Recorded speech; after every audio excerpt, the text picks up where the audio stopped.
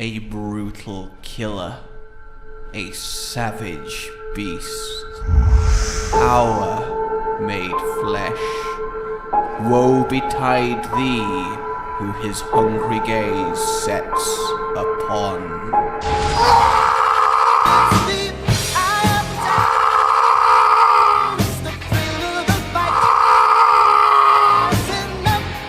How is this happening? I have no idea. Hello, my fellow hunters. Well, we all know he's now in Rise. He is the roaring Wyvern, and he really does live up to that name, and he will be heard as he brings you endless pain. So, Tigrex then. How it started.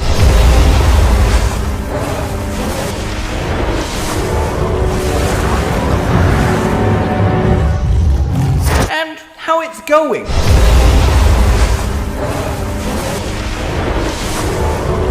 Honestly, pretty good deal being a Tigrex. He is a moving freight train of muscle with one singular-minded fury to run you over with every ounce of strength he has. He will crash into you, he will break bone, he will make his presence known, and he has done ever since his debut as the beautiful flagship of Monster Hunter Freedom 2. The first Monster Hunter that I sunk over the 1,000 hour mark into, and in that game, his appearance is legend. See, there is an innocent quest from the village elder. Simply go gather me the tongues of the popo, slay them, wrench open their jaw before the rigor mortis sets in, and take your hunting knife, carve out their still beating tongues, because the tongue is the popo heart, and return them to me. But when you arrive in the Frosty Peaks, well, there is a Tigrex waiting for you. And, yeah, he proceeds to make you, in a moment of sweet terror, the hunted, not the hunter. And it was just, okay then! And indeed, we caught up with a hunter just after their first Tigrex encounter.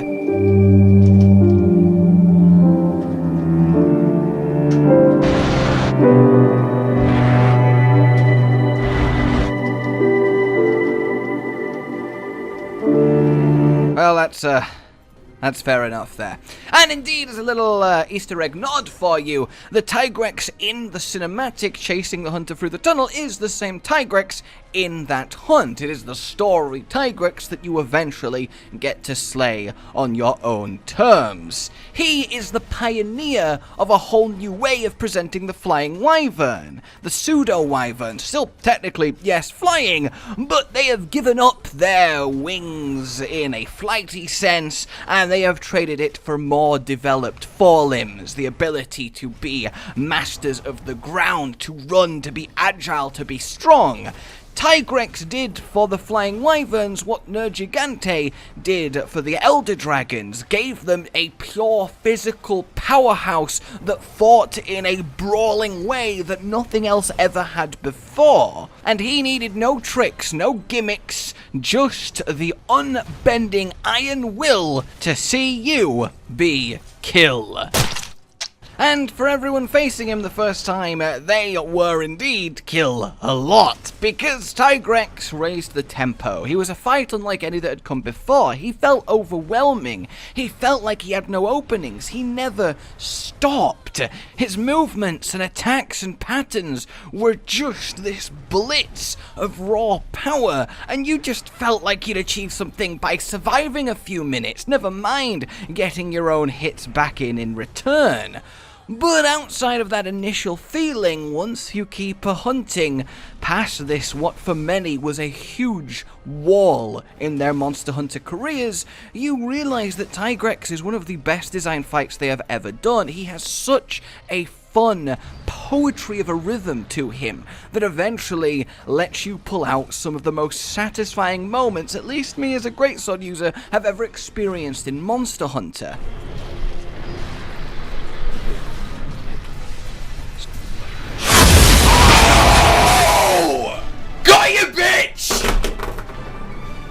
So, Tigrex is a rare creature in that he is adapted for the most extremes of temperature and the harshest of environments. Fine and handy-dandy in frigid cold ice, and just as at home in burning desert sun. While not a strict invader, he is an invader. He appears where he is least expected or wanted, and likes to go about ruining your hunt. He will search high and low for prey, a need for a large amount of meat to sustain his quite explosively quick metabolism.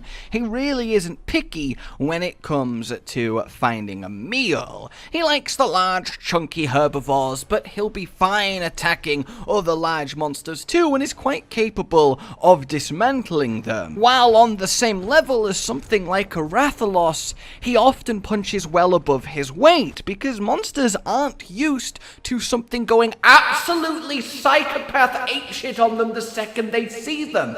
It really is overwhelming. The aggression is palpable, and Tigrex uses that as his greatest weapon. The ability to be an absolute fucking psychopath is one to not be underestimated when it comes to this lovely individual. And I would like to take this moment to say that while I know that it is Tigrex according to the creators of Tigrex, he is the combination of tiger and T-Rex. He was designed to be a simple monster in concept, easy to understand, easy to see and determine his parts. That's why he was modeled on something as famous and distinguishable as both a tiger and a T-Rex. They wanted that kind of look for a flagship. Tiger, T-Rex, Tiger, Rex, Tiger, Rex, Tigrex.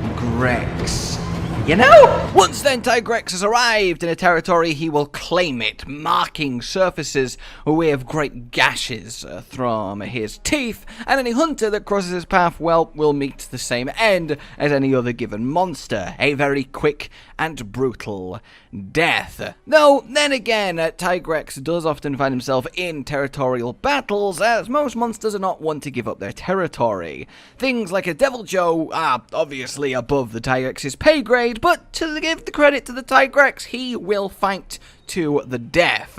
The winner of that bout, while again usually Deviljho, it's not a Joe that walks away without severe to sometimes even mortal injuries.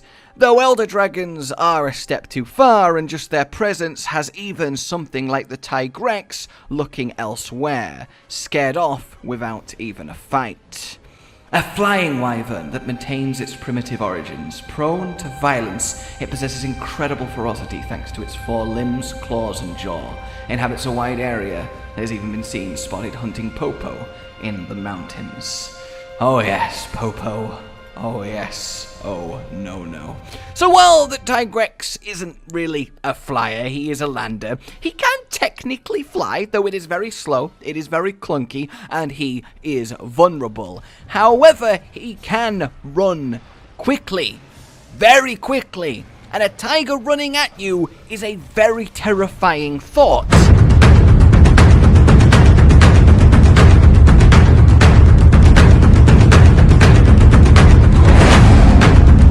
That's an actual tiger. Tigrex then coming at you at 50 kilometers an hour, which is insane. It's not that much slower than the fastest land animal in the cheetah. He's really difficult to outrun in a straight line, though turning is where he kind of falls a bit short. His claws are made for rending flesh and don't provide the best purchase in the ground for harsh turning, so he can be avoided in a more, zigzaggy type pattern, but even then, you really do have to get a move on. But Tigrex is not just pure muscle. He does have a secret weapon, and it is his voice. He is the roaring Wyvern. So if he can't catch you, jump on you, and snap your neck with one quick flick of his jaws, well, he will yell at you to death. And as silly as that might sound, his yell is brutal. Tigrex's chest, then, is very unique. He has the ability to compress it very violently and very quickly, to the point that if agitated enough, he does this to the level that he can crack and even break his own ribs. Fortunately, they heal fairly efficiently, but this guy takes yelling to a whole other level. His lungs are something unlike any other wyvern. He can inhale and inhale and inhale and then veritably blast it out akin to an air cannon turned up to 11. And air cannons are a thing. You can knock over a brick wall with a blast of air. That's incredible! And that's what the Tigrex do, but, much, much, much louder and much, much more forcefully. If you're stood next to a Tigrex and he roars, well, prepare to lose your hearing, as your eardrums will pop, tear, and bleed. That is how loud a Tigrex can be. And the reason they are this loud is to attract a mate. Tigrex are very lone hunters. They do not care for their own species, except when it is time to make sure there is still Tigrexes in the world. So they're living spread out as individuals across mountain ranges, and they yell at each other, "I'm over here! We're here!" And then they find each other, and all is well, and baby Tigrexes are brought into the world. In fact, this is the origin for the subspecies, Brute Tigrex. That yelling is turned up even further because they live in even more sparse volcanic regions, so they've had to adapt to have their yell be ever so much more amped than their normal cousins. They also get their colouring from the soot that settles on their body from where they live. So that's a quite nice one to know. They can even project it as a solid sound wave beam, which, is maybe a little bit over the top, but that is still badass. The roar of a Tigrex then literally can send people flying off their feet, like the shockwaves of a grenade going off, just without, the fiery and shrapnel-y part. It doesn't just send the victim flying, it reverberates through their body and damages bones and organs as the simple shockwave of this yelling force racks their body. It is an incredible weapon on an incredible creature. But we must talk the enrage, for Tigrex then takes this to, let's say, the extreme. So when he gets angry, he flushes blood to his limbs, his extremities, and you see this glowing, steaming hot, pulsing glow from him. That's the blood at the surface pounding round his body as the drum of battle and his heartbeat rages in his ears. But he doesn't just do this for show, for the display. He's intimidating enough. He does this because the blood is sent from his brain. It takes the blood away from the brain, diverts the flow so it just gets the bare minimum to keep functioning. The reason it does this is because it shuts off his ability to feel most pain. It stops cramps from happening. It stops him blacking out. He essentially, literally gets rid of the blood required to feel things so he can fight as hard as possible and not be hampered by such silly things as, I don't know, if one of his legs breaks. It's just, this is one of the most metal monsters that exists. And, well, the downside then is during that state, he is weaker to attacks as injuries build up as he doesn't really feel or care about them. The colour that he is helps in the desert, leading hunters and researchers to believe that's his true native locale, as in the snow he does stand out, but they are roaming so much that it is hard to pin down. The males have much larger head, scales, and the horn-like protrusions than the females do. So, in short, Well, Tigrex is just aggression on legs. He is easy to anger, but he also surprisingly does have the intelligence, at least outside of his enrage mode. He will deliberately seek out and challenge dominant predators to go about securing his new hunting grounds. He's also quite capable of being an ambush predator, lying in wait and just preparing for that perfect kill. He's not all about just the charge and brute force, though of course that is his calling card. He will tussle with anything, even gammoths in the snow as they defend their herd as the matriarch. Now, a gammoth is quite the challenge for a Tigrex, and honestly a little bit above its weight class, but it will still try. It likes to feed off the popo that stay with the gammoth, and indeed baby gammoths themselves. They are a favourite food, and it results in some epic titanic clashes. So these nomadic flying wyverns really are something special, and it gets even more special, for we have a deviant and we have a rare species. The deviant then, Grimclaw Tigrex, is fairly simple to understand. His extremities are very, very much hardened, due to, ironically, a lack of a blood supply, and this has resulted in the blue colour, and it's resulted in weird extended growth on the claws. This lets it strike with much more powerful force because, well, it's striking with a much harder, denser object in its own claw. Other than that, they pretty much follow the Tigrex playbook, as does Molten Tigrex, a rare species and indeed a rare Tigrex. Living in volcanic regions, the blast powder has affixed itself to its scales and scatters when he charges, resulting in explosions all around a la Teostra. Now this Tigrex is the largest of them all. He is the great roaring wyvern, his roar the most powerful of them all, his charge the most powerful of them all. And it's that way due to the excess oxygen in their location. It lets them grow and grow and grow, much how insects used to be much larger due to a much more oxygen-rich atmosphere on Earth. In fact, the only area in which he lacks is agility, the sacrifice for such overwhelming size and strength. So that is the Tigrex in a relative nutshell. There is a lot to talk about. He is a fantastic monster with a storied history, and I am sure many, many people's favorites. I absolutely love him, and I'm so glad we will be seeing him once more in Rise, carrying on from Iceborne. And how will he rise in Rise? Well, mostly you don't need to change much. The addition of Wirebugs and vertical dodging means that dodging Tigrex charges are going to be even more satisfying than they were before. We can leap above him and over him like jumping a car hurtling towards you. Not that anyone should try that, but I'm also hoping that he gets the ability to scramble up and down cliffs after you, to actually add a bit of his own verticality, as he likes to do. He likes to hunt from above and below and surprise prey.